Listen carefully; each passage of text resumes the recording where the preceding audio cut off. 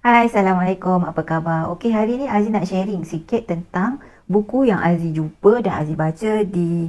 Aziz jumpa buku ni dekat kedai popular, dekat JB, kat Pasar Raya Topen. Kemudian Aziz beli. Harganya pun tak mahal. Harganya RM5 saja. Tapi ilmu yang Aziz dapat banyaklah menjawab persoalan yang sebelumnya Aziz tertanya-tanya kenapa. Antaranya kenapa kita letih, kenapa kita sakit, kenapa kita sakit kepala, kenapa kita demam, kenapa kita ada diabetes, kenapa kita ada darah tinggi. Kemudian apa lagi? Kenapa ada orang yang ada masalah kolesterol tinggi dan sebagainya. Macam-macam lah kan penyakit zaman sekarang ni. Tapi nak disclaimer sikit yang Aziz ni bukan doktor. Aziz cuma orang biasa yang suka mengkaji, suka membaca dan suka buat eksperimen. Kalau makan ni jadi apa? Kalau buat macam ni jadi apa?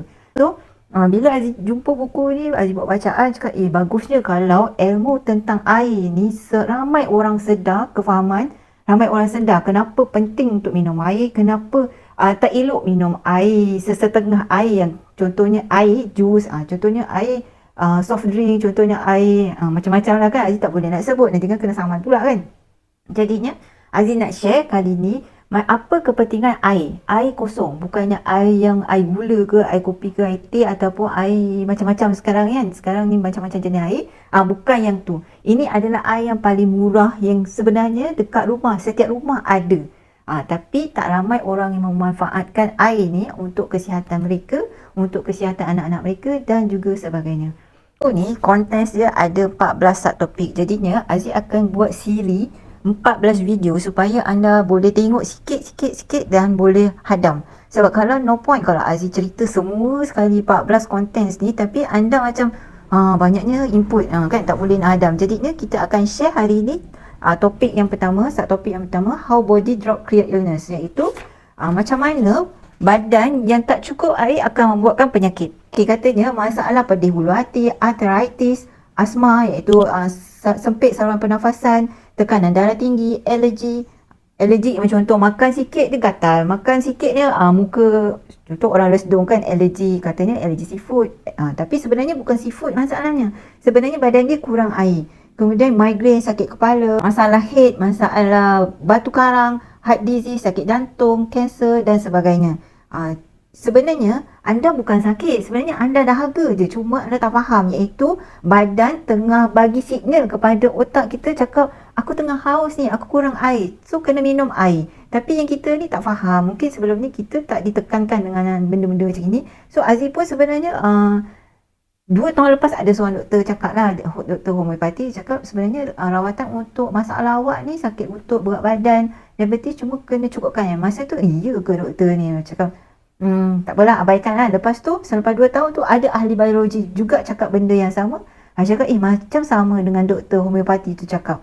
Kemudian bila Aziz jumpa je buku ni, Aziz baca, barulah macam Aziz boleh recall balik apa yang doktor tu cakap, apa yang cikgu biologi Aziz cakap, dan juga masalah-masalah kesihatan yang pernah Aziz alami sebelum ni. Barulah macam bila kita ada ilmu, faham, barulah macam kenapa jadi macam gini, sebab ini dia jadi macam gini. Okey, inilah tentang ilmu. Dan hari ni dan sekarang ni Aziz memang berniat untuk kongsi tentang water for health dengan anda. So nantikan 14 siri video tentang air sharing daripada Aziz. Okey, dia cakap sebenarnya badan kita ni mengandungi 55 hingga 75% adalah air. Kekurangan sebanyak 2% level air dalam badan akan menyebabkan 20% decrease in mental and physical performance. Maksudnya, kalau anda kurang 2% air dalam badan, ia akan menyebabkan berkurangnya 20% keupayaan anda untuk berfikir dan membuat aktiviti fizikal. Lepas tu, kemudian dia cakap human body can produce pain bila sakit. Badan kita sendiri boleh mengeluarkan rasa sakit kepada kita, sakit pinggang lah, sakit kepala lah, sakit bahu lah. Sebenarnya dia sedang membagi tahu pada kita yang sebenarnya dia kekurangan air. Sebagai amaran sebelum keadaan menjadi lagi kronik. Masalahnya, itulah dia cakap, bukan Aziz cakap ni dia cakap, ini doktor, banyak doktor tak boleh nak relatekan masalah kesihatan ni dengan masalah sebenarnya kekurangan air. Sebaliknya banyak doktor bagi drugs, bagi ubat lah untuk membetulkan keadaan sakit sana sakit sini. Makanya masalah kekurangan air ni, dehydration berterusan lama dan menyebabkan bila semakin kronik tu yang munculnya masalah diabetes, munculnya masalah kolesterol, munculnya masalah darah tinggi, munculnya masalah kanser dan sebagainya. Bukan Aziz cakap Aziz refer pada buku ni. Kemudian apa yang memburukkan lagi keadaan masalah kekurangan air dalam badan adalah kebanyakan kita sekarang sangat suka makan processed drinks and beverage, deadline supermarket. Maksudnya kita suka makan minum, bukan minum air kosong lah, kita suka minum air sirap. Kalau kita keluar, kita tak ada air, kita turun dekat Petronas ataupun Shell, kita beli. Kalau kesayangan Aziz tu, dia suka beli lemon ice, lemon tea. Dia suka minum air tu kan, dia tak pilih air kosong.